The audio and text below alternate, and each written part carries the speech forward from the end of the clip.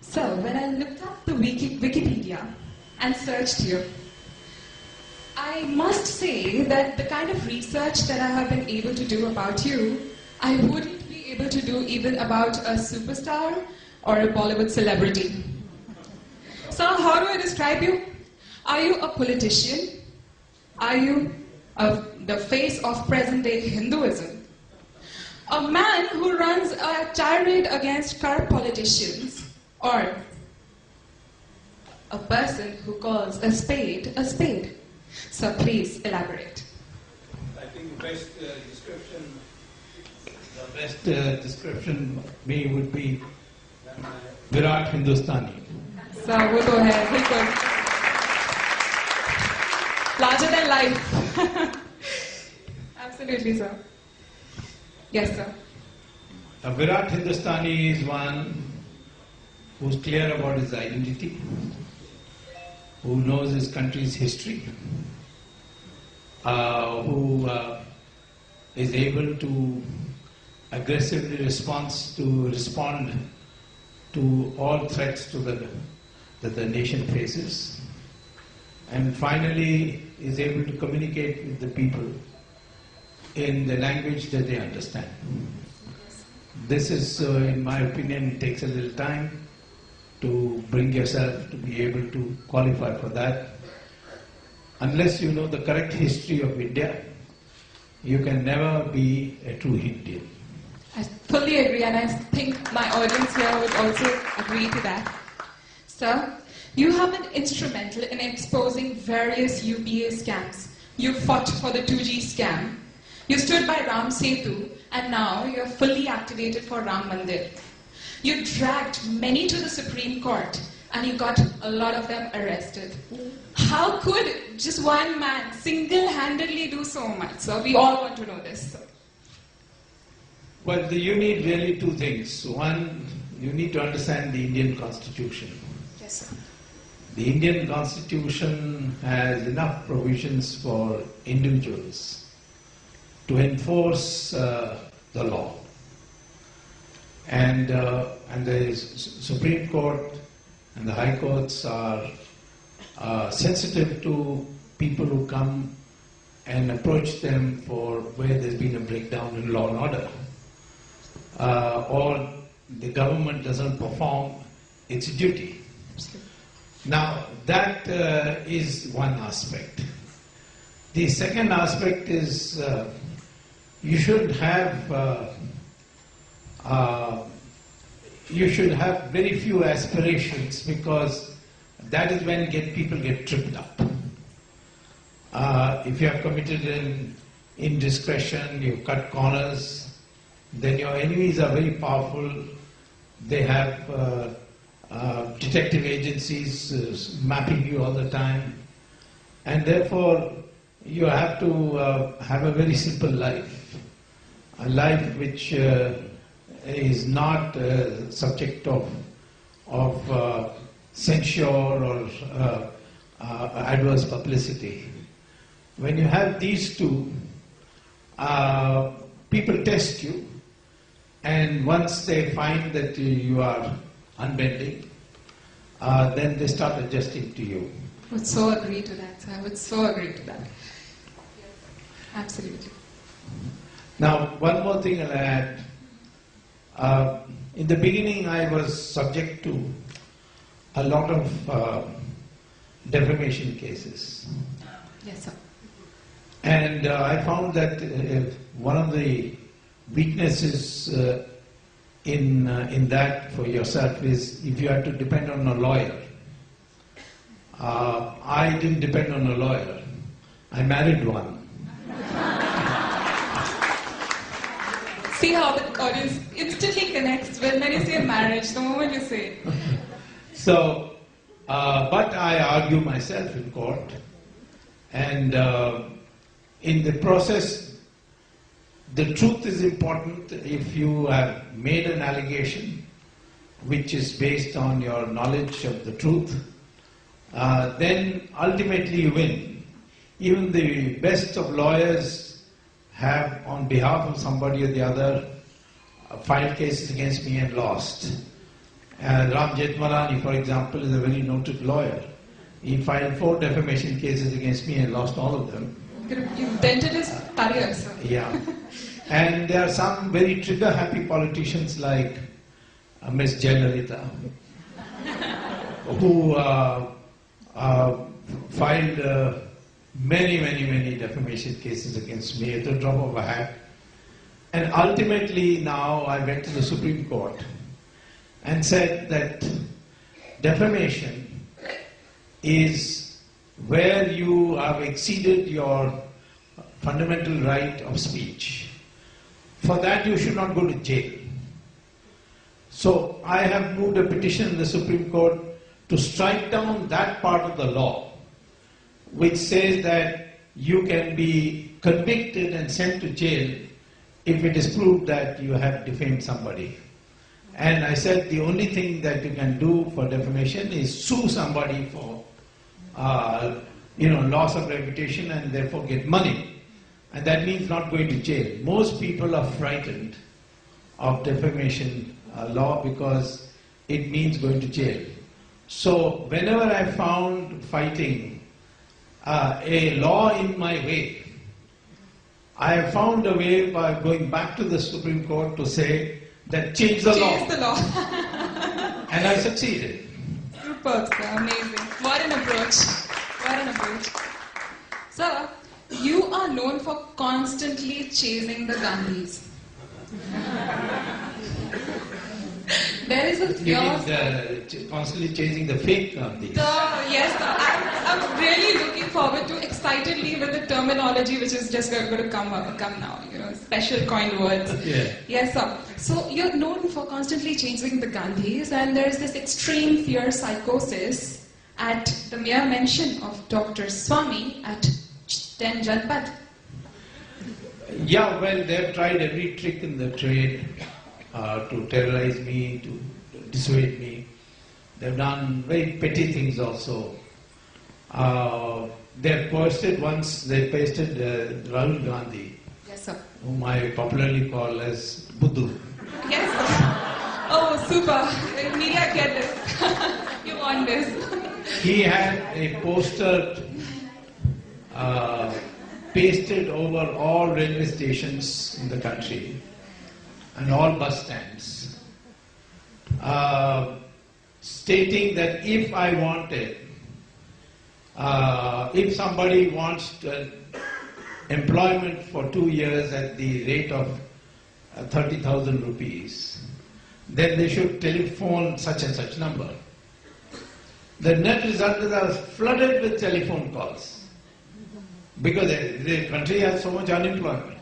So that was one harassment. Then one day I got a call from my friend Manmohan Singh, who was Prime Minister, saying, "What's the matter with you?" I said, "What happened?" He said, I thought you were happily married to your wife, and now I've just received an invitation card to the reception of your wedding." I couldn't believe it. I said, "I'll send my secretary and get a copy." So what And a indeed level. it was a fake invitation card to my wedding reception. So I guess the opposition doesn't have much to do except do these, try these stunts with. That is all they could find. Yes, they don't have, you're unemployed. Yeah. Yes, Now sir. the problem with the Gandhis, as you call them, or some people call it the Gandhi. If you would allow me to, I would call him Pappu. So, is that they played the fool with the public. Now, I ask you people, for 10 years, Mrs. Sonia Gandhi literally ruled this country by proxy. Most of you are convinced that she sacrificed becoming Prime Minister. That's totally untrue. That's an outrageous lie. Because she had submitted to the President 340 signatures of MPs. 272 is majority, 340 is a very comfortable majority, of MPs individually writing that they propose her for Prime Ministership. And what changed her mind? Her mind was changed because the President of India, Abdul Kalam, had received a letter from me saying that there is a legal bar to her becoming Prime Minister. So he invited me to Rashtrapati Bhavan and he asked me, you tell me how is that possible? She's after all a citizen of India. I said, yes, she became a citizen by registration, but in the Citizenship Act of India, 1956, it is written that there is a proviso that a foreigner becoming a citizen of India will be subject to restrictions which an Indian becoming citizen in their country would be subject to. So if an Indian becomes a citizen of Italy, he can't be Prime Minister of that country because he was not born there. And therefore, by reciprocity, the same condition applies to Sonia Gandhi. An eye-opener to many of us here. So this is there. So this is the truth, that the President told her by writing that he has received a complaint from me and he is going to have an opinion taken from the Supreme Court, and till that time he cannot invite her to form the government. And she knew that that's a losing case, and so she made a virtue out of it, and the media complied. Same thing happened with her education qualification. She claimed that she had got a degree in an affidavit as a candidate for Lok Sabha. She claimed that she had got a degree in English from the University of Cambridge. And then after getting elected, she put it in the who's who of Lok Sabha, her biodata. I had gone to Cambridge to give a lecture in economics. And I asked at dinner time my fellow professors what kind of student she was. They said she was never a student here. So I said, can you give this to me in writing? They said, you write us a letter, we'll give you a letter. So I wrote a letter, the registrar wrote back. We didn't, because she has many names. Sonia Gandhi is only one name. She has Antonia Mino, Edwige Mino. She has about 6-7 names. So I put all the 6-7 names and say, was this any of these people's students? And they replied back, they never a student. So I went to the speaker and said, in the Lok Sabha who's who, she has said she's got a degree in English from the University of Cambridge. So you must take action. So Ashish asked her an explanation. So they sent, the speaker sent her the letter, and she replied that it was a typing mistake. So the speaker said, now what do we do? I said, send it to the Guinness Book of World Records for the longest typing mistake in history. A typing mistake can be a comma or a full stop. Not a whole sentence, you see. So, I mean, these are many of the lies. Her father was a soldier in Hitler's army. She calls us fascists. But her father was an established fascist. He was a soldier in Hitler's army. He was arrested when Hitler lost the war against Russia. He was taken prisoner. He was put as a prisoner in a town near St. Petersburg called Vladimir. And normally the Russians never released any German soldier or Hitler's soldiers. He was an Italian, but he recruited himself in Hitler's army. Never released them before 20 years. But in his case, they released him in 4 years. The reason is that he became a recruit for the KGB. So, therefore, all this needs to be explained. She has only passed 5th class. She went to London to work in certain jobs. I won't mention what those jobs are. It's for her to mention. But nowhere she has mentioned what her work experience is. She cannot. Nor can I. I feel too ashamed. So, therefore, this whole lie, in no other country we will tolerate it. Now, if I continue, then it will go on to the whole evening. So, let's stop here. Fantastic, sir. And the way you dig it out. That is the reason you've well explained why the Gandhis fear you this way, what this fear psychosis is. They must be getting nightmares of you, I'm sure. Popular TV anchors screaming out their lungs at the news hour debate, at others. When Dr. Swami comes on the screen, he hushes up. We see Dr. Swami with his pleasant and smiling grin, always. That was my introduction to him. The moment I saw him, I was like, who's the smiling face? You know, he's always cool and happy. How do you handle the stress while someone's trying his best to agitate you? Well, see, I've been a professor, and when I get a dumb student, I have to suffer it. All these anchors, they are keen to become, raise what they call as TRPs, and one of the ways is to provoke the other side to do something foolish. So therefore, I come mentally prepared that no matter what they say, I will not be provoked. I'll keep smiling. So you have allotted peculiar names to various politicians, especially on Facebook and Twitter, like we all know here. Yes.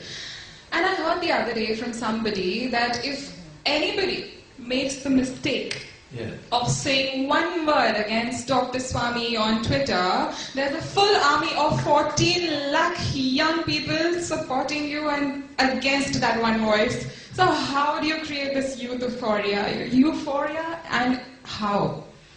See, I find in this country, the younger generation is craving for politicians who are straightforward and honest.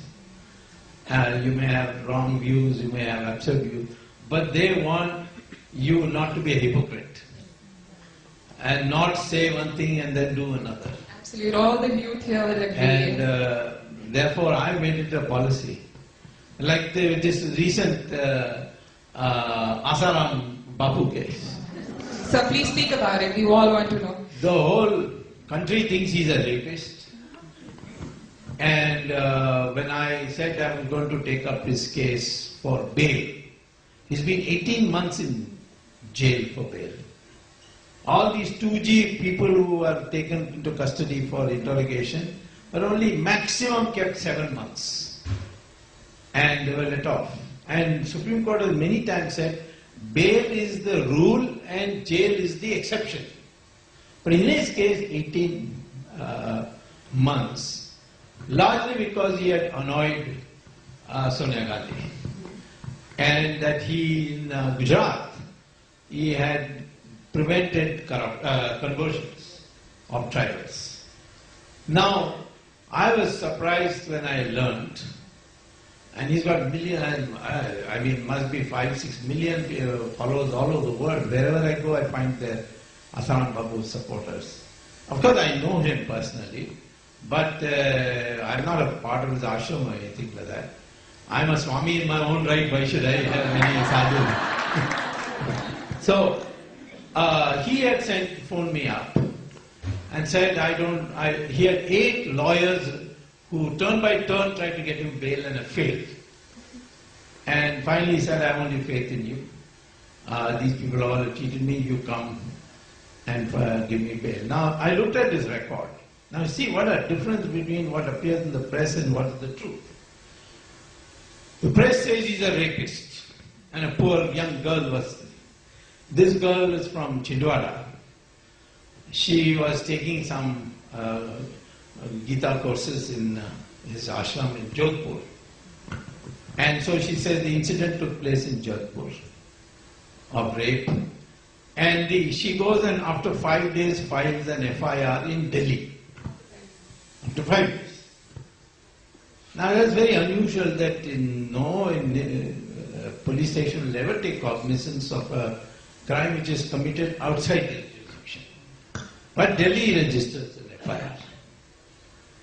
But I must say some officer must have thought that I appear to be on the safe side.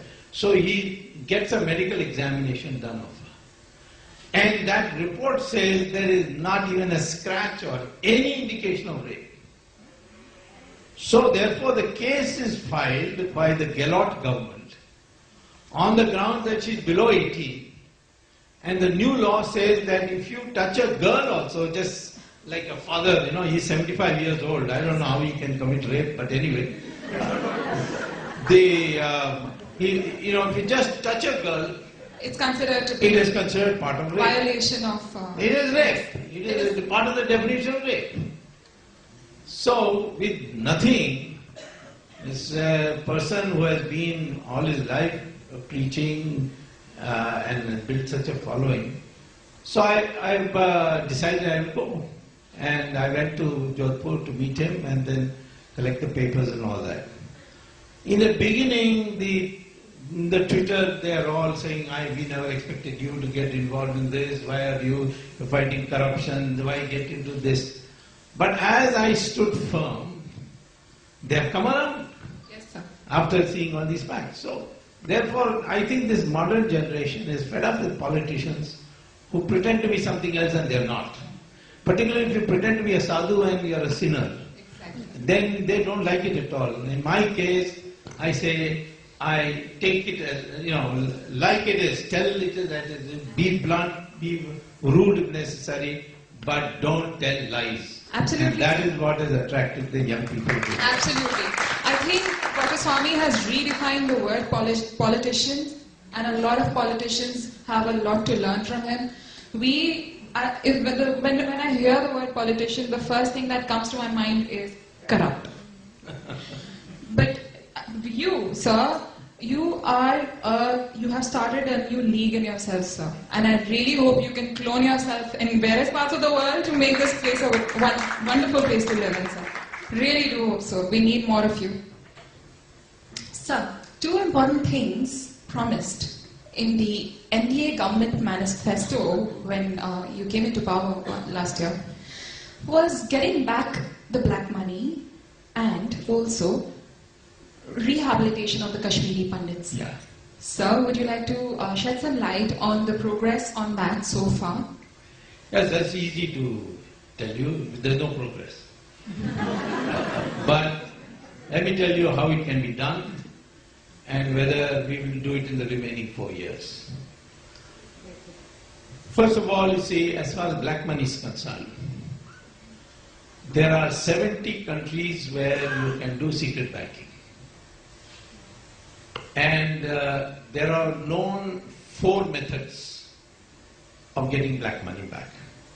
Many countries have chosen one of these methods to get it back. Method 1 is the what shall I say, the weakest and touches a very small part of black money. And that is the one that Mr. Jaitley keeps talking about, called double taxation avoidance agreement. That is only for those earning money legitimately abroad and telling the government of the country where you are working that I'll pay my taxes in India on a world income basis. And then tell India I'm paying taxes there. So it's a double taxation avoidance agreement which is being misused. There is an agreement that the government will share information. And that's a very small part. The second way is the French and German way. The Germans found that many of their officials were having secret bank accounts in Liechtenstein, which is a neighboring country.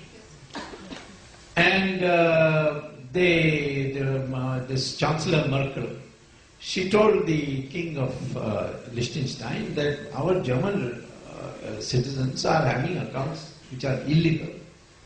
And they have money which is, we don't know how they've earned. So we want their names and the amount of money they have. So the king said, this is, Liechtenstein's total business is secret banking. And if I give you the names, then I'm sorry, my banking business will go and my country will also suffer. So I can't agree.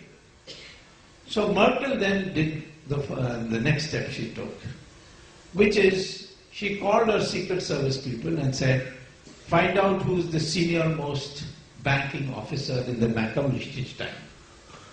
So they found out the name and she said, offer him $500 million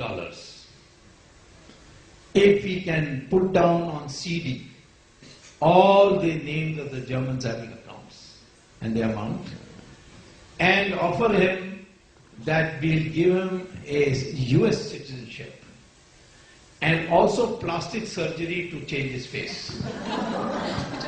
So with $500 million he can go and live happily ever after in the United States. So they got hold of this officer and he was willing. And but he said, I can't just get German names, so I'll download the entire computer, you see, of names and give it to you, and you will select the Germans out of that. So they got that names, and then they looked at how many, they saw the names. There were 22 countries having accounts there. I mean, citizens of 22 countries. So they sorted them out and then wrote to the remaining 21 countries, 22nd being Germany, that we have got names of your citizens having a secret bank account in Liechtenstein. Do you want it? 20 countries wrote back saying, please send it immediately. One country did not. Now I think you might find it difficult to guess which country. Absolutely, sir. No idea. No idea. So Jethmalani, myself, we are ordered to go to Supreme Court and get the Supreme Court to force the then Prime Minister Manmohan Singh to write to the Germans to get those names. So that is one method. And the French did the same thing with Hong Kong Shanghai Bank. They got hold of the same senior officer. But they didn't have to pay $500 million. They paid him $200 million. That's because the senior-most officer of the Hong Kong Shanghai Bank in Geneva was an Italian, and they settled for less. So he got it, and 887 names of Indians have been supplied to us. Now, Mr. Jaitley is sitting on it. Italy. So, he is sitting on it. Now, it's not been published. On the 12th, the Supreme Court has asked me to argue. So, this is second method. Third method, which I like the best, is the American method. They got intelligence report that Credit Suisse and Union Bank of Switzerland has many American citizens having accounts secretly. So there is a branch of Credit Suisse in Washington as well as of the Union Bank of Switzerland. So the Treasury Department called these two senior executives and said, you have got American names, well, stashed your money, please give us the names. They say, how can we do that? Now Switzerland, we are known for secrecy and all, we can't do it. So it's all right. That evening they arrested these two officials under the Homeland Security Act, which means it's an anti-terrorist act, saying that you are all responsible for encouraging terrorist financing, and put them in jail. So these people had never seen jail. So then Switzerland sent instructions, and 5,626 American names were supplied by these two banks only because the Americans did dadagiri and put them in jail. And they came out of jail. We also have Credit Suisse in Bombay as well as Union Bank of Switzerland. Will our government arrest them and say under the Unlawful Activities Act and say either you give us the names or you are not going to let you go? That is the third method that can be done and must be done at some stage. Fourth is a more clinical one, a little more hard work, and that is the United Nations method, which the Egyptians did with Mubarak, Libya did with Gaddafi, and Philippines did with Marcos, which is, they say, that the parliament of your country must pass a law that all Indian citizens' accounts in the following 70 countries which have secret banking are hereby nationalized. And ask these governments, now give us the money. Now, United Nations resolution requires each country comply. And that's how Egypt got Switzerland to comply for Mubarak, Gaddafi, same thing, and Marcos also. And they got the money. We can do that also. And so this is the fourth method. Now, we are not doing it. There may be fear that, if all the names come out, some names we don't want to come out might come out. Some maybe theirs. So there is that kind of thing. But there's no escape because the Supreme Court is on a roll on this. And I hope by the end of this year, either the government does it or we force the government to do it. Thank you, sir. I really hope the latter is something that you're capable of doing, absolutely. The second part is about your Kashmiri Pandits. Yes, sir.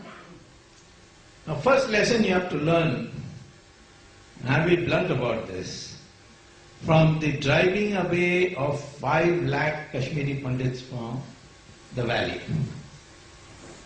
Not a word about it in any international press. Can you imagine if I drove away 1,000 Muslims from a district in Bengal? What will happen? Didi will probably be on the... Try once, sir.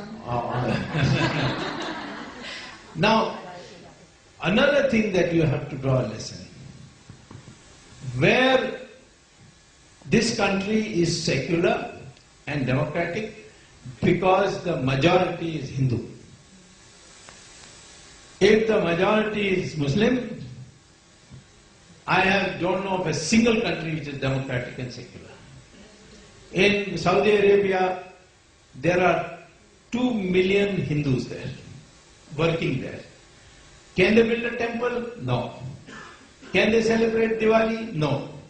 Can they hold Satyanarayan Puja inside their house? No. Can they keep Ramchandraji's photo in their pocket? No. All are criminal offenses. In our country, we say, every morning I don't have to have an alarm because the azan is on, it wakes me up. So, therefore we give so much freedom. In our own country, if it is Kashmir Valley, Hindus, temples, all destroyed. Go to Malappuram in Kerala, one district, same problem. Go to a town panchayat in Tamil Nadu, same problem. Where they are in majority, they are different from when they are in minority. So let us understand one thing, that this country's character, if you value democracy, if you value secularism, you have to ensure that the population of Hindus remains not less than 80%. Otherwise, why 80%? Because the Hindus cannot unite. So 40% have to unite, then you have to have 80%. So this is the first principle. Second, why were they driven out? Because they wanted to create a caliphate in Kashmir. Why don't we send the army and clean up the place? People say, oh no, this is an international dispute. How is this a dispute? You see, when India was formed into India and Pakistan, there were 2 countries created out of the United India by the British. Now, in that, it was originally decided that Pakistan will be Muslim and India will be Hindu. But our people all felt, no, if any Muslim wants to stay in India, no problem. But that was only a small part of India. The bigger part was 600 Rajas and Ranis who the British declared as independent country. Sardar Patel sat with all of them and used Samadama Ved Dand and brought in 500 of them to merge into India.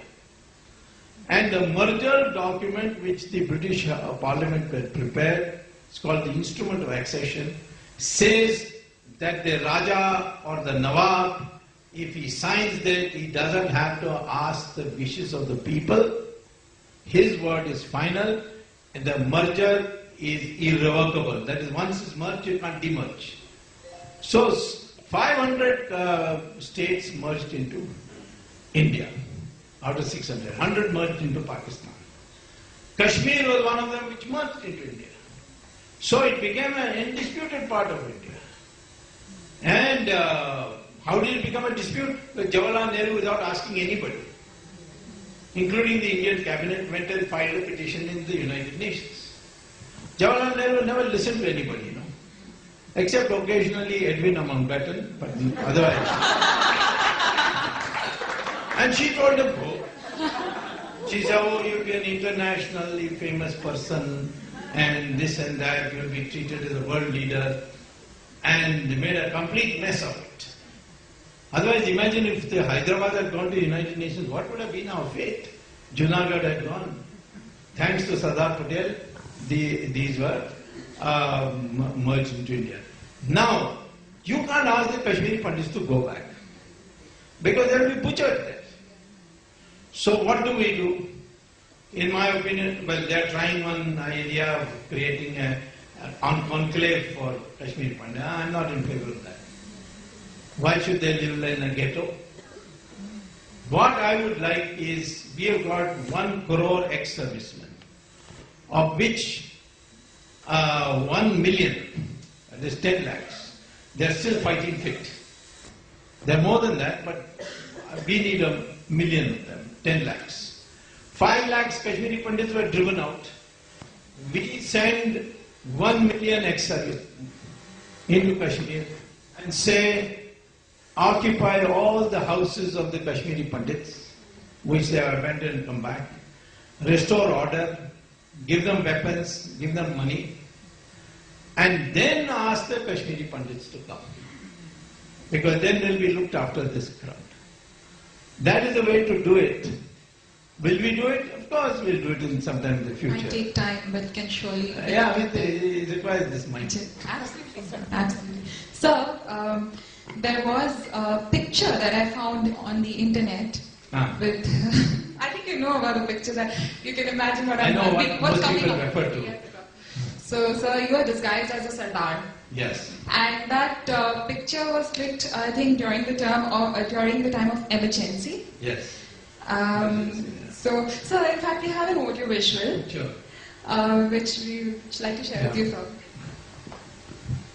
You look like a real Sardar. So it's just an audio visual.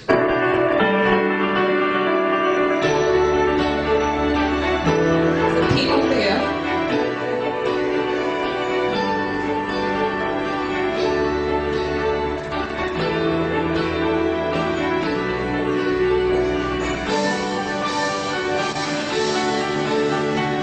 Excuse me for saying that.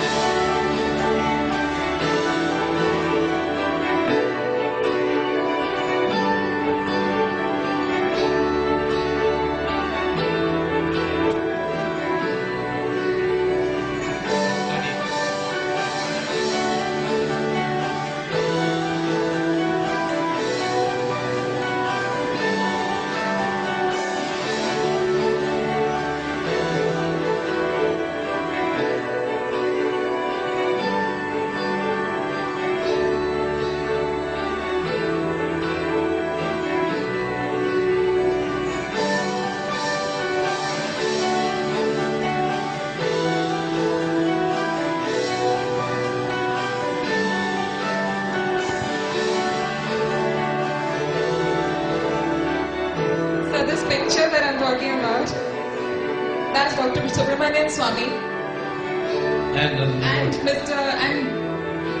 Honorable Shri Narendra Modi ji.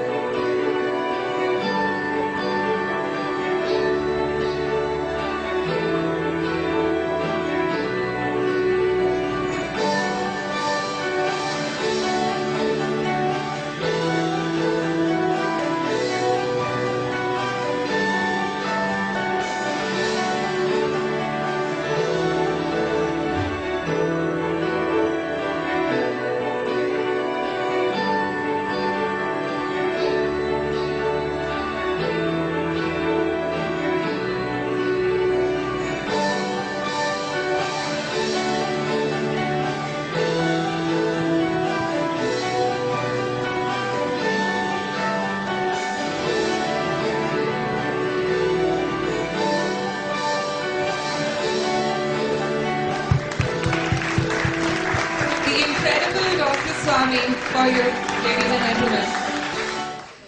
So, sir, would you like to say something about that picture? Sardar.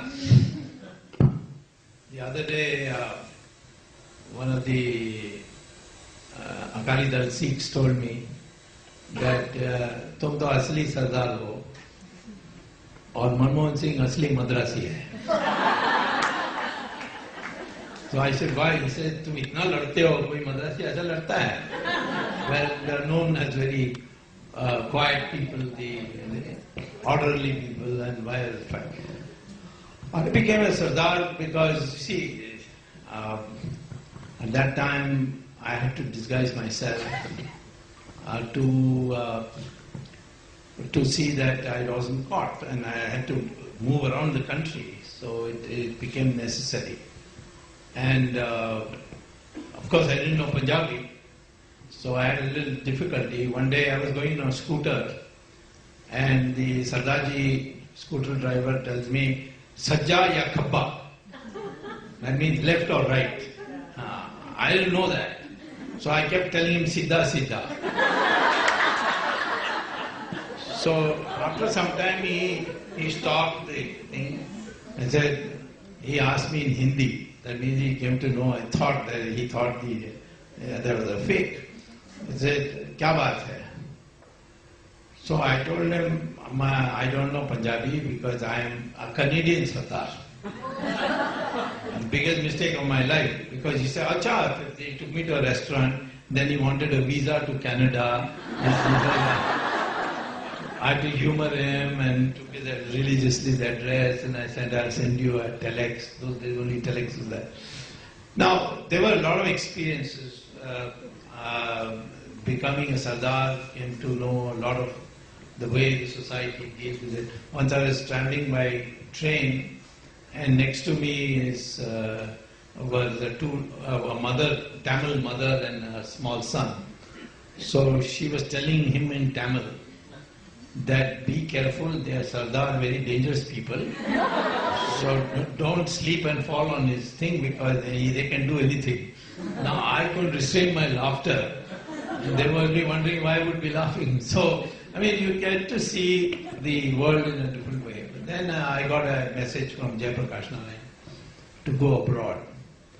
Now, I could not do many of the other things in disguise. For this, many people think I went to Parliament and made the speech and disappeared by being a Sardar. If had I been gone as a Sardar, I would have been stopped at the gate. Because our watch and ward staff in Parliament is trained to prevent those who are not members of Parliament. So, therefore, I had to go dressed the way I normally go, dressed, and work on the principle that I understood the system by then. For example, all members of Parliament, the police never had the warrant in their hand. It was always in the police station. So there's always a lag between. So if the police have no knowledge of your coming, then they are totally unprepared for you, and you can do many things. For instance, I went abroad through Colombo. I went to Chennai. From Chennai, it's easy to get to Colombo. And from Colombo, I went to America. And then I addressed so many meetings. Mrs. Gandhi was getting very angry with me and put my photo in every airport and so on. So I at one stage felt that I should come to India, because I go on campaigning and saying the same thing in America. People will say this guy is just enjoying life. So I had to do something to show that there is a struggle going on. So I thought I'll come to India, enter Parliament, make a speech and disappear. Now how can you do that? Because by then my name, Mrs. Gandhi had declared me proclaimed offender. She had told Interpol, and so the Interpol red collar notice was out on my name. And there was a reward also on my head. So there, in that situation, how can I come to India and work? Everybody thought it was crazy. But what I did is I found that when a plane come from abroad landed in India, the passenger manifest would be given to the customs. And they would, in consultation, police and IB, find out who is to be seen. Now I couldn't travel in a false passport as a member of Parliament, and it looked very bad if I get caught with a false passport. So I had to travel in my own name. So I came up with this idea. Those days the planes used to go hopping. So from America it goes to from New York to London, London to Rome, Rome to Ankara, Ankara to Karachi, Karachi to Delhi, Delhi to Bangkok, like that. These were those days they were Pan American Airlines, so I had caught that flight. And so I bought a ticket to Bangkok. And when I landed in Delhi, my name would not be there in the passenger list, manifest, because I am a passenger to Bangkok. So I got off. I didn't carry any luggage or anything. I got off, and we were all taken to those days you would be taken to the transit lounge. So we are taken to the transit lounge. From the transit lounge, I walked outside, the reverse direction. Most people come after clearing the immigration, they come to transit lounge. I went opposite direction. No idea. As a policeman, also 3 a.m. in the morning, sleeping. When he saw me, I took out my Parliament pass and showed him. He did the salute. So I walked out, took a taxi, went to a hotel. Those days there was no terrorism, and also there was hardly any checking, you see. So I got a room, and then I called my wife. And I had pre-made Sardaji Pagdis. So I was surprising to you, many people, police afterwards, after the emergency, couldn't even believe these things. I came to the house, my own house, and knocked on the door. Now police are sitting there outside, bored, playing cards with each other, you know. And and they were looking, who's this guy? I knocked on the door, and my wife opened. It was all pre-arranged. And I said, "Aapka television kharab hai?" So she said, "Haan, andar aiye." So I went inside and didn't come out for 5 days. Now by then the police used to have badali, see. So a new set of policemen came. Otherwise they would have wondered, what is this mechanic doing for 5 years? So on the 5th day I came out dressed like I normally dress and went to Parliament. Now at the gate, these saw me, they had no idea I was going to come. They said, Swamiji, aap chut gaye? So I said, हाँ 20 सूत्री कार्यक्रम में दस्तक लगाओ, बाहर आ जाओ. कितनी फिल्मी कहानी है, कितनी फिल्मी कहानी है. So they then started telephoning. There's SP. Those days you didn't have mobile phones or anything. So they were phoning. That was the ring was taking place in the Parliament Street police station, because on that day I knew that Sanjay Gandhi would be addressing a meeting in Pragati Maidan, and all the policemen will be doing duty there. Nobody will be in his desk. So there was no way to connect also, no cell phones, nothing. So therefore I went in, and in the house I timed it beautifully, it worked very well also. It was the first day of session, and the first day of session at 11 o'clock when the house meets, the first thing it does is it reads out the obituary list of all those who have died, intercession. So the speaker was reading all the names, and by the time I reached there, it was the last name. So after that, they will say 2 minutes silence, everybody stand up. So I went in, I said, sir, on a point of order, during the intercession period, democracy has also died and you are not included in the list. Well said, sir. So the speaker said, this is not a point of order. Now meantime, all these Congress ministers, big heroes, Om Mehta, Bansi Lal, Brahmanand Reddy, all watching, what is this fellow up to? They don't know what I've come for. They thought Om Mehta thought that afterwards he told me after the emergency was over, he thought I was going to throw a bomb or a hand grenade. They were all frozen. So then the speaker says, everybody stands up for 2 minutes silence. They all stood up. So I said, I'm walking out. I walked out. Now I come out, the policeman is still telephoning. And then he sees this man going all the way inside. He comes back. So he got relaxed. So then I went, sat in my car, went to, there's a temple called Birla Mandir, it's popularly called. Birla Mandir in Kolkata. There it's called, actually it's Lakshmi Narayana Mandir, but it's called Birla Mandir. So in the parking lot I parked and changed into shirt, pant, put on a Gandhi topi and a Sardaji Kada, and I went to the New Delhi railway station. So I went to New Delhi railway station and the police had come by then.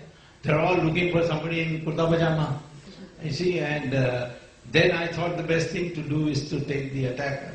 I caught hold of a sub-inspector, say, क्या बदतमीजी यहाँ हो रहा है इतना भीड़? She says, नहीं साहब किसी को पकड़ने के लिए आए हैं. आप बताइए. Now, I was having a Gandhi topi, so I looked like a youth Congress gunda, you see. So he said, आप बताइए क्या आपका? मैंने कहा, I have to catch a train. So he says, हम ले जाएंगे. So policeman escorted me and put me on the train. And I took the train, then went to Gorakhpur, then I crossed into Nepal, and King Birendra was my student at Harvard. He had a plane ready for me, and he took me to America. That's how the whole thing happened.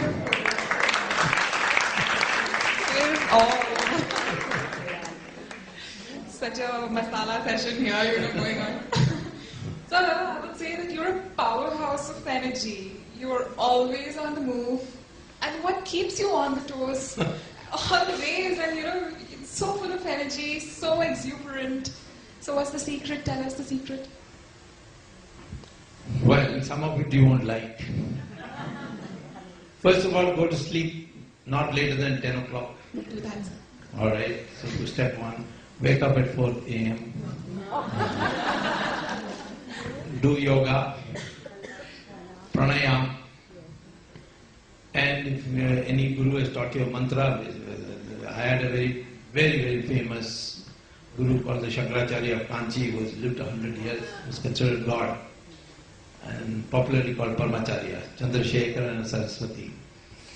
He taught me some mantras, so I recite them. So that's one essential. Second, most people don't like this advice, no alcohol. I don't take alcohol, sir. Preferably no meat. I'm not saying it's compulsory, but meat is tamas food. It generates vibrations in your body which Tamasic. doesn't tamasic food. Yes. So it doesn't, you can't get evenness of mind. Yes. And so no alcohol, no Preferably no meat if you want to meditate.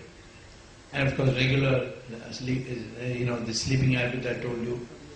And after lunch, at least half an hour nap. After lunch, without fail. And this has been attested by Winston Churchill and John Kennedy also. And then you see the most difficult part. You have to imbibe the spirit in you that the only freedom of action you have, is freedom of action. The right to the fruit of that action is not your right. It is not in your control. You may get it. You may get it in a different form. Yeah, you may, you may get something which you don't know. And so this detachment requires a lot of training. But people get disappointed easily. If you are not disappointed, people around you say, "Arey, tumhare liye kya ho gaya bhai? Bichara." The other people make you feel bad. Yeah, that's right. So this is something which is, you see, the real cause of stress is the feeling that you are incompetent. That I made these efforts, I didn't get results, it's my fault. That has to go. The other aspect, this is all in Gita by the way, I'm not telling you anything new. The other thing is, it's very difficult to say what is success, what is failure. You may fail at something which lays the foundation for your huge success in something else. Absolutely. Golden words. Golden words. Golden words. Yeah, I came back from Harvard and became professor at IIT.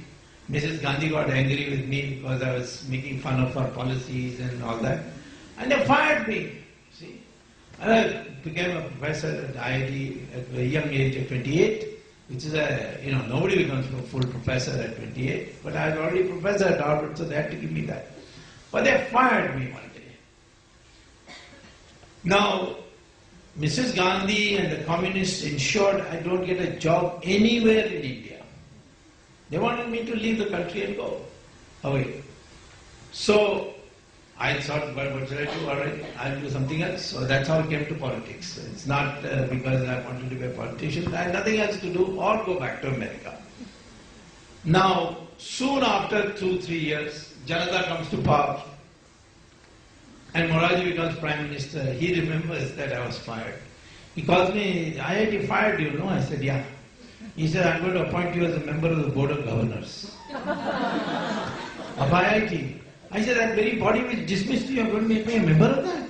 He said, yeah. But I said, all those people who dismissed me are still members. He said, don't worry, Party Secretary, dismiss the entire board. So, I became member of the Board of Governors, then a member of Parliament, minister, and so on. And later on, the courts also cancelled my dismissal. So I wrote to the IIT, now give me back my back salary. IIT, this technicality, that, it's been going on. Now I'm asking for 18%. So I will get 1 crore rupees from IIT very soon. Which if I had earned, I wouldn't have got. If I had remained in IIT, I wouldn't have got. And most of all, at the time I was dismissed, all my professors, why can't you go and apologize, make up this thing? I mean, they were giving up a full professorship. How many years you got ahead of you and all that. Today they are all retired and they're coming to me for some consultancy. So they tell me, you are a smart guy. You did the right thing. Because today, in politics, there's no retirement age. We retire. So therefore I am telling you, you can never tell what is success, what is failure. In every success is embedded a failure, in every failure is embedded a success, and therefore you take it as it comes. And if you can do that, there's no stress. Words from the And if you have no stress in your body, in your mind, you cannot get old very fast. Yes, sir. And if you're young at heart, and which we can all sense and feel here how young Dr. Swami is in his heart, with a smile you can, it just comes through how young he is at heart. Please be that way always, sir. So, you have been fundamental in propagating Hinduism and moral values and Hinduism values for a very long time. You're known for that. And we see today, nowadays the youth is highly influenced by the Western culture, not in a very positive way though. What would your message to them be? Well, see, I don't blame the youth because this has been a long 200-year process to alienate the Indian from his past. The UNESCO had listed 46 civilizations in the world.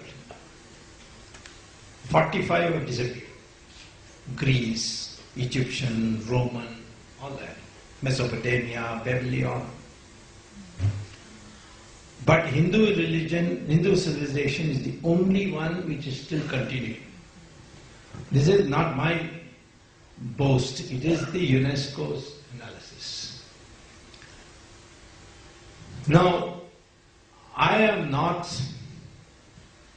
anti any other religion. I am not saying that, in fact, we have a tremendous tradition of allowing all religions to prosper. The Zoroastrians came running from Persia. We gave them place to stay. We built a fire temple.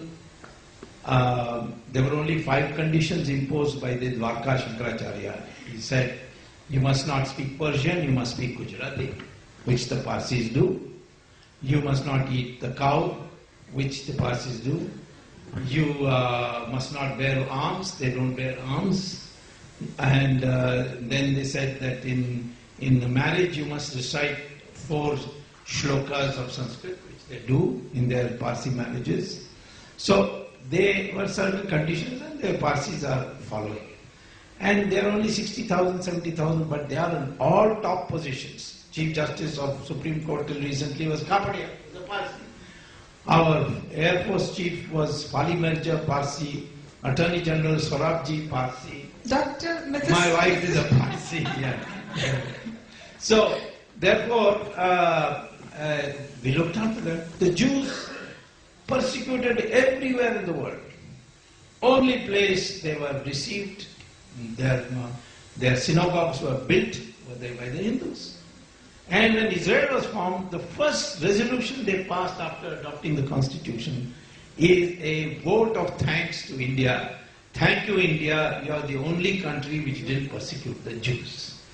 And we have that record. Everywhere else the Jews were persecuted, but not India. So, therefore, this religion, propagating this civilization, doesn't necessarily mean that you become fanatic and you will not become fanatic. If you are a true Hindu, you cannot become a fanatic.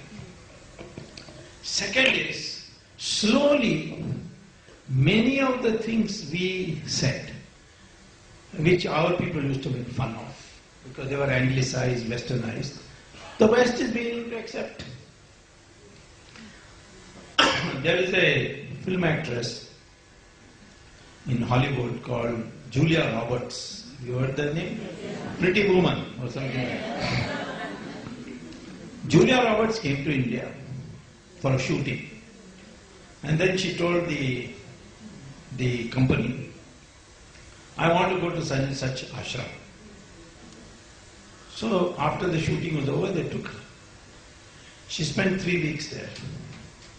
She told the guru there, because the guru told me himself, that she said, I've got millions of dollars.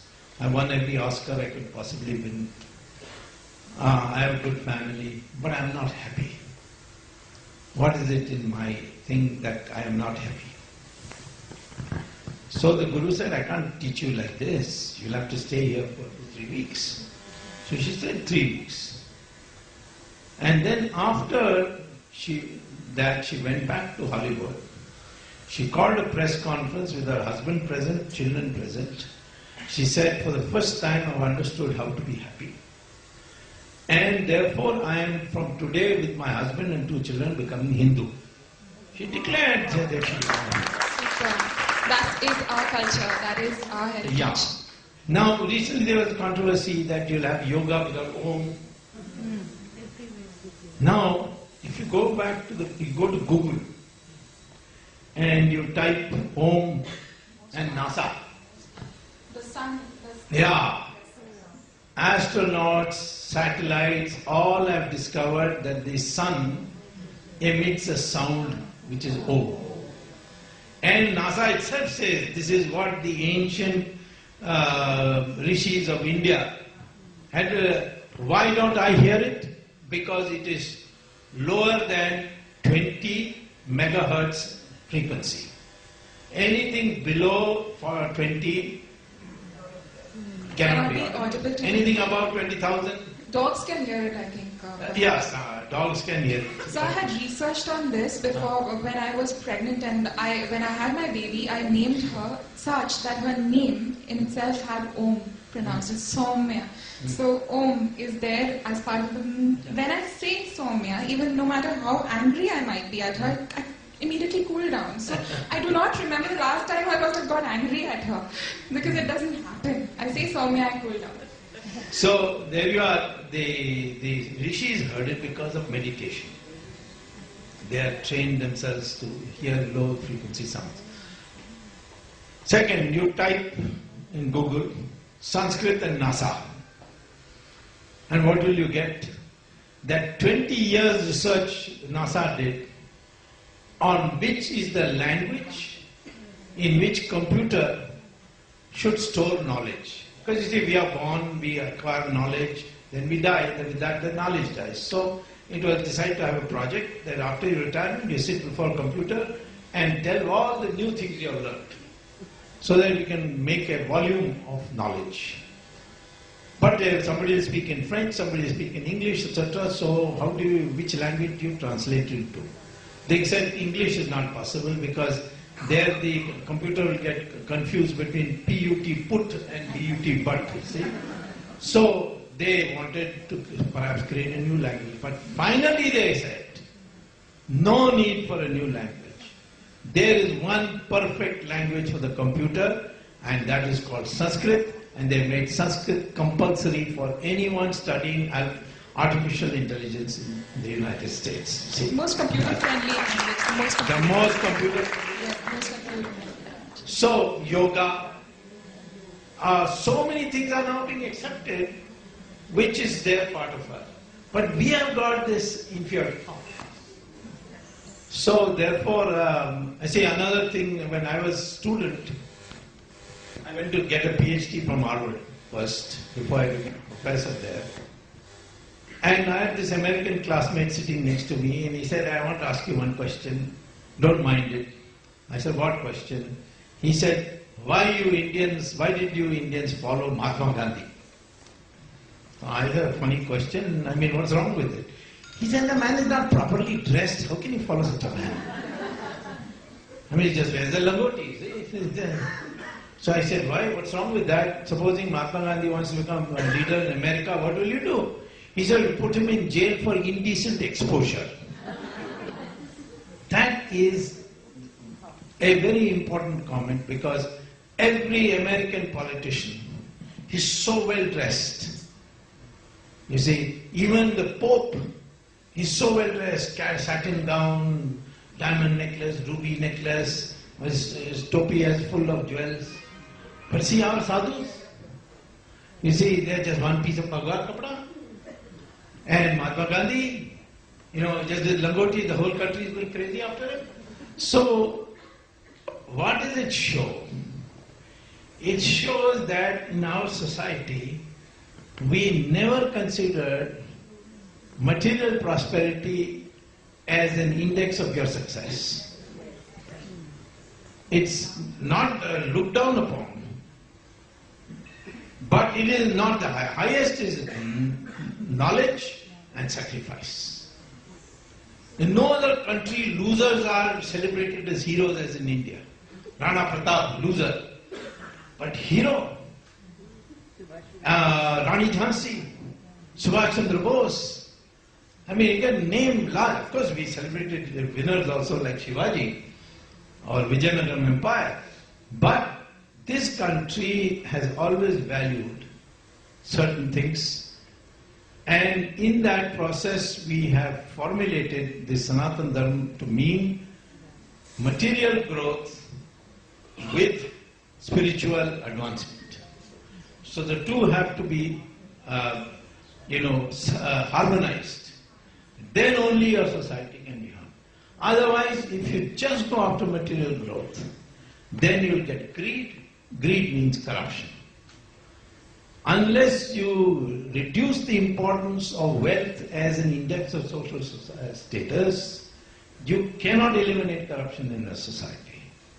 So all these great values have been in the last 1,000 years suppressed. So I would like to bring it out. Much of our theories, Aryan, Dravidian, total bogus. What is the evidence? There is no word, excuse me, there is no word Aryan in our scriptures. Arya is there. Arya means gentleman, accomplished person.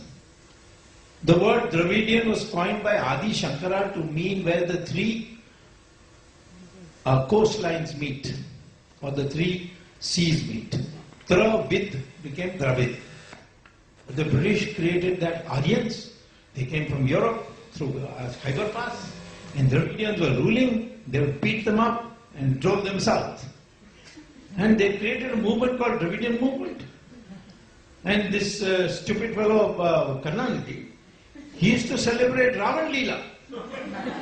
He says, he's our Dravida god. Rama is Aryan. Then I had to tell him that Ravan was actually born near Delhi, in a place in Noida called Basrat Gaon. And his wife Mandodari is from Meerut. Ravan went to Mansarovar. There he did tapas. And Shiva Bhagavan gave him a boon. And with that boon he said, where is the most prosperous part of this country? And he found Sri Lanka. Kuber had made it a beautiful place. So he went and conquered it. And Karunanidhi, he was all the time living what the British taught him. Finally, he's now given up Ravan Leela. But he's still abusive of Rama. He is. One day I spoke in Supreme Court about Ram Setu, and I said, Ram Setu. He said, hey? Swami says, Ram Setu. Ram was engineer. Which engineering college did he go? Next day he fell ill. And he was to be taken to hospital. And the hospital's name was Ramchandra Medical Hospital.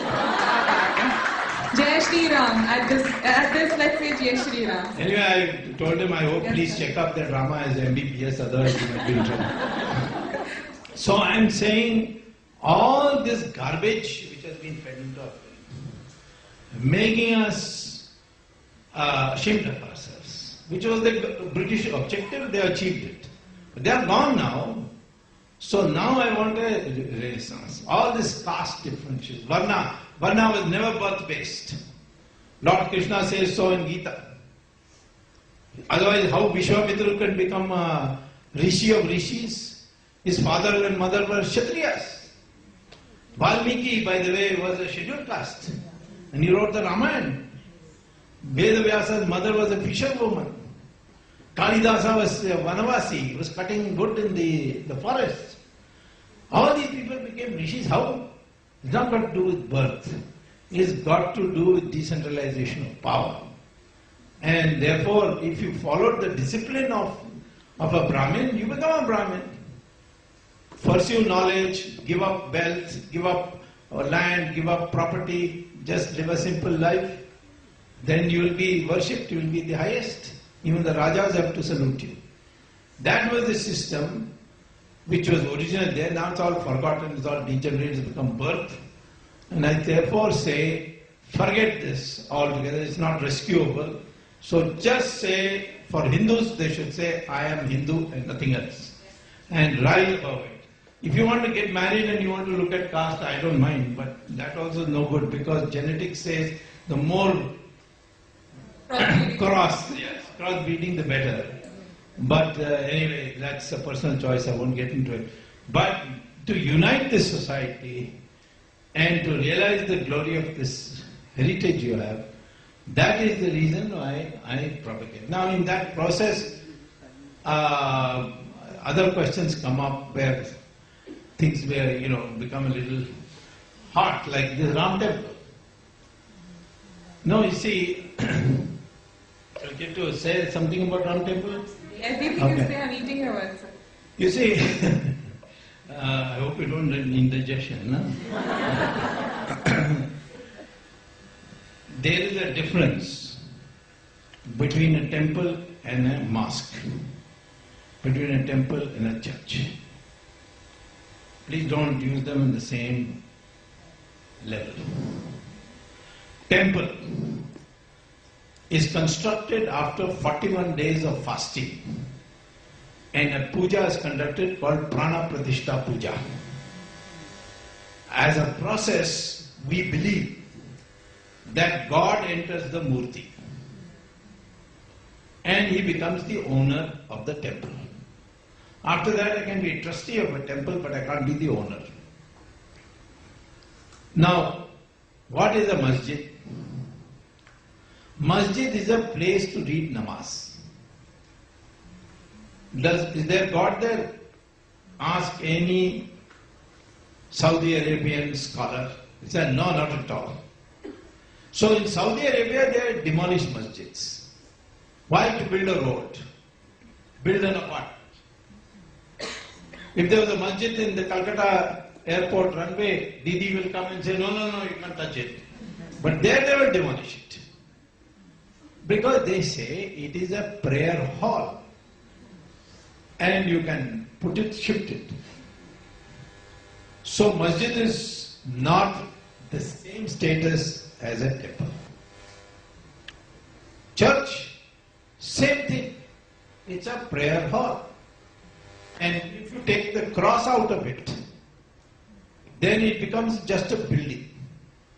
In the United States, Vishwa Parishad buys churches all the time and converts them into temple. No one objects there. Because the number of people going for Sunday Mass is going down very fast in America. So they are not able to maintain it.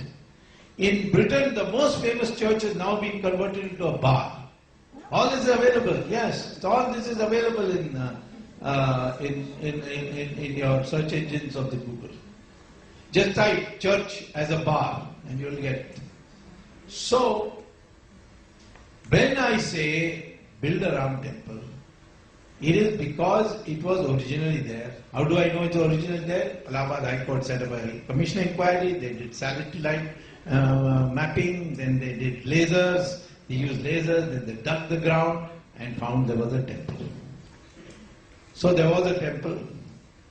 Now we are saying to the Muslim community, we will build a new Babri Masjid for you across the Saryu river. So, I mean, there's nothing against it. The Saudi Arabians themselves told me, we'll give you a letter if you like, to say this can be done, as long as it's done legally, not that mob should go and break it. But it should be done by the government. So, Ram temple is something that has to be built, because it was there before. In 1991, when I was a law minister at that time, I got a call from the High Commissioner saying that there is a beautiful Nataraj statue which is being auctioned and we must bring it back to India. So I sat with my lawyers, the Solicitor General and all, and we came up with this idea that we'll go to the House of Lords and argue that this Nataraj statue was taken from a temple which was under lock and key, disuse. But a temple is always a temple. Whether there is puja or not, it is a temple. So the murti belongs there. The corporation which was doing the auction, they said, We went there, the Chowkidar, we gave him 50,000 rupees and he gave us the statue. It was an unused temple. House of Lords then ruled that we accept the government of India's argument. A temple is always a temple, whether it is in use or not, and this Madras statue has to be returned. It was returned and we have reinstalled it in that temple. So, this is now an accepted fact. And all I am saying to the Muslim community is, tell us another plot and we'll give it to you. And we'll build it for you also. An ultra-modern masjid. But don't ask for this site. That's all we are saying. There's nothing communal in this. And after all, if you are living in this country, some accommodation should be there. So one quick rapid fire because we're really running short of time. Just tell me the first word that comes to your mind when I say these names to you, sir. Mr. Manmohan Singh. Sarkar Singh. I'll tell you why also. P. Chadambara. Snake. Wow, we have some takeaways. Lalu Yadav. Baboon. Jaya Lalitha. Overgrown potato. Shashi Tharoor. Slime. Absolutely, I agree with you, sir. Arvind Kejriwal. 420. The best one for the last. Raga. Rahul Gandhi. RSS, one more, sir. RSS is a patriotic organization. You'll always say the best thing, sir. Thank you so much for your presence here today, sir. It really was remarkable to have you. I have never ever had so many ovations and so many claps in any one event so far, sir. Never heard, never. It's really an honor to have you, really an honor. May I request the Vice Chairperson to now deliver the word of thanks, please.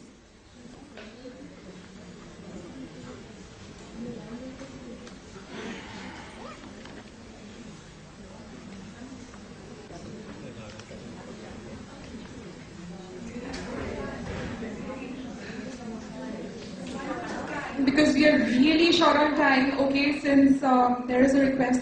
We do just the first two questions that come up for Q&A. I'll take that one.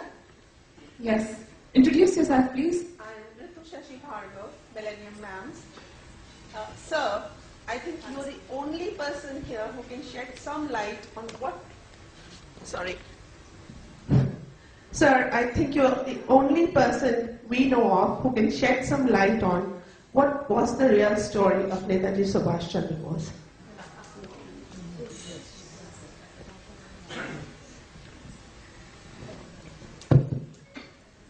I, in 1991, was asked by the then Prime Minister, Mr. Chandrasekhar, to determine whether we should accept the Japanese request to transfer the ashes which are being kept in Renkoji Temple in Tokyo, alleged to be that of Subhash Chandra Bose.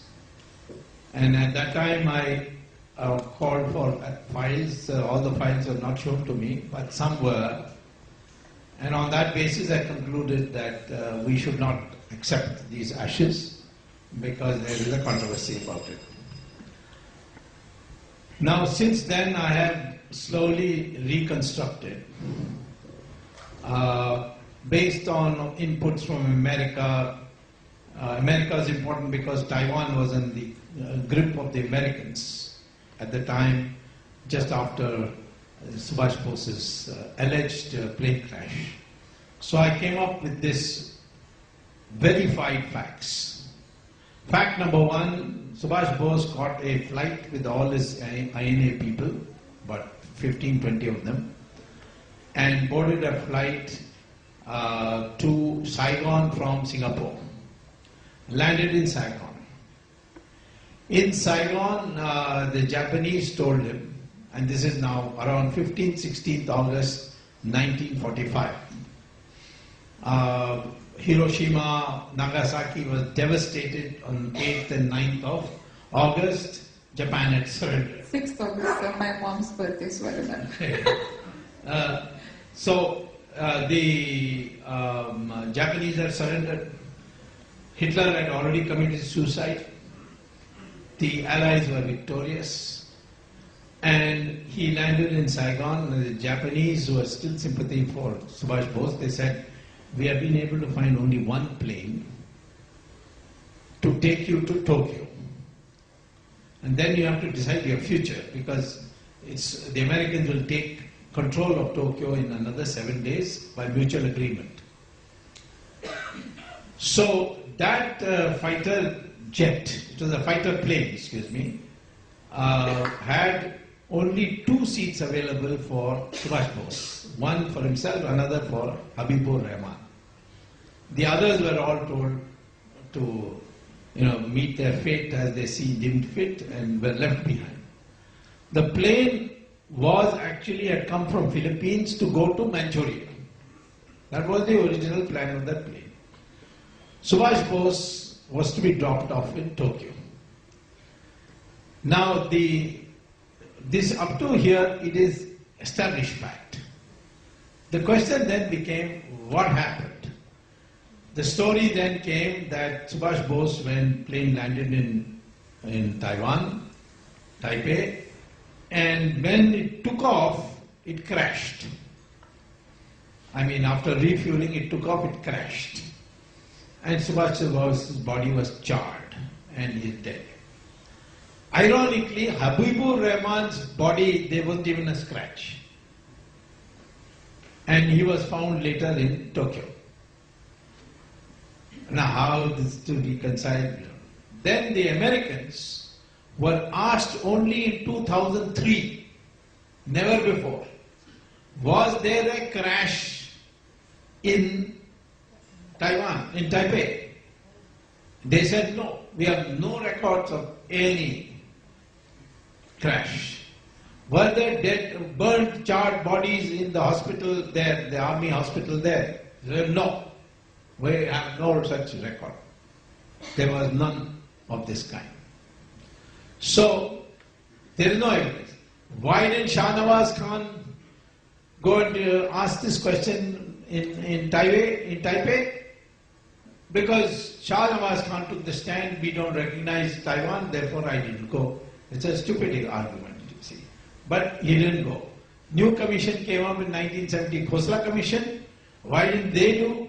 Well, Khosla Commission did go to Taiwan, but they didn't go to the area of the crash. Just did some sightseeing, maybe bought some electronics and came back. So, no one has gone. Now, the Calcutta High Court had directed the NDA government to set up, Vajpayee's government to set up a commission inquiry, and one was set up under Justice Mukherjee. He took the trouble of asking the Americans. The Americans given it in writing. No crash. No charred bodies. So that theory is totally discredited. So then what happened?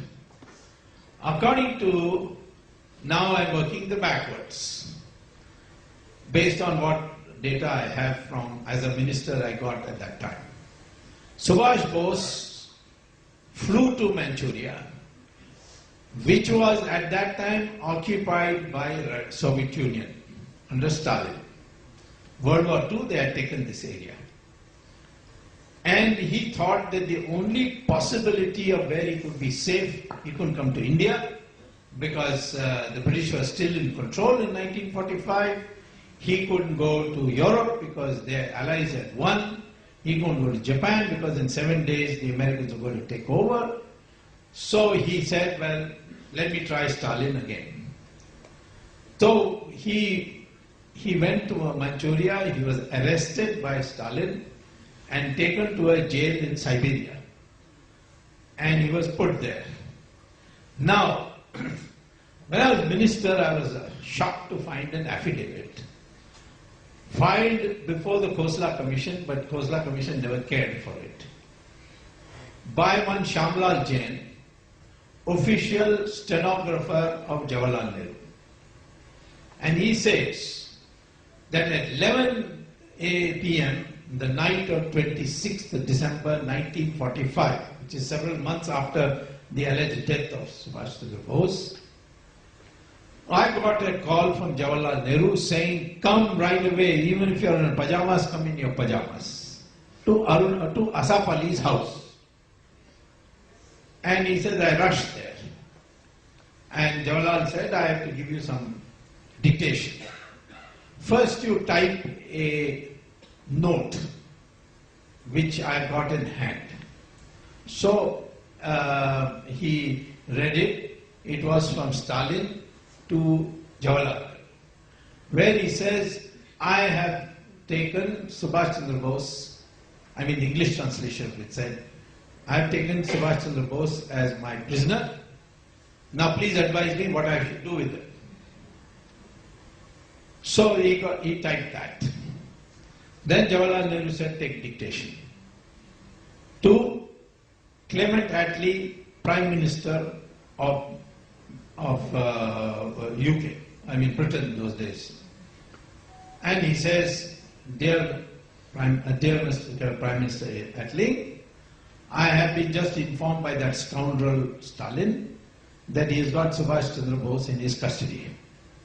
And he wants to know what he wants me to advise him what he should do with him. But it is your responsibility, because you have declared him as a war criminal. So you must take appropriate action. This is statement on oath given by Shyamlal Jain, the official stenographer of Jawaharlal Nehru. Stalin, then I surmise, based on what my contacts in Russia have told me and so on. Clement Attlee then took it up with Stalin, and according to me, Stalin starved Subhash Chandra Bose in the Gulag, made him do physical work, and around 52, Subhash Chandra Bose died due to malnutrition or whatever. In effect, killed. That is my reconstruction. Now, why these files are not being declassified? There is no Soviet Union now. Putin doesn't care a damn for Stalin. So why is which friendly country you can be? Today, Labour Party is not in power. The present Conservative Party will be delighted if we can defame Labour Party so that all the Indians will vote for Conservative Party. So what is it that is stopping our government from declassifying it? But I can tell you, we will get it declassified, without doubt. Jawaharlal Nehru also pocketed all the treasures of Subhash Chandra Bose's INA. That we have an independent record of, and I had raised it in Parliament in 1977. So this is the story. Now, why was Subhash Chandra Bose had to be killed? Because Clement Attlee told the Chief Justice of Calcutta High Court in 1953, when he was acting governor, and he came here to address a meeting, and they were at a dinner. He said that we left India the day we came to the conclusion that the army will not listen to our directions. We had made up our mind long time ago that we will not stay in India if the army stops taking our orders. And Subhash Chandra Bose had created such a climate that the army and the navy, they were all in a state of revolt. And although we admire the work of Mahatma Gandhi for all that he did for organizing the revolt, but that didn't bother us. What bothered us would be our fate if Subhash Bose returned to India. And therefore, he had to be killed. So that was the way, and don't worry, this is either the government releases it, or soon I will go to court and get it released. All the best, all the very best for this effort, sir. Extremely. Sir, this I'm very sorry, sir has a flight to catch, and though we would love to keep him back here forever, but we have to let him go. So, can the Vice Chairperson now deliver the vote of thanks, please? Respected Dr. Swami, ladies and gentlemen, and all my dear friends. Today's session has been an extremely enriching experience. Dr. Swami, a noted politician and economist, has always been a strong voice in the world of Indian politics. From time to time, his views on various issues and policies have enabled the nation to see things in a different perspective. We at YFlow are sure we will treasure our takeaways from today's session. Our sincere thanks to all in the audience for making this session successful with their august presence. We thank Tiara Jewels for their association with us and the Oberoi Grand Hotel for their hospitality partnership. Gift sponsor Creative Grains, Decor Associates, The Party People Company. Request the committee to come up for a picture, please. Thank you all once again for being here. Can I request Shraddha Agarwal, the chairperson, to give a token of appreciation to Dr. Swami, please?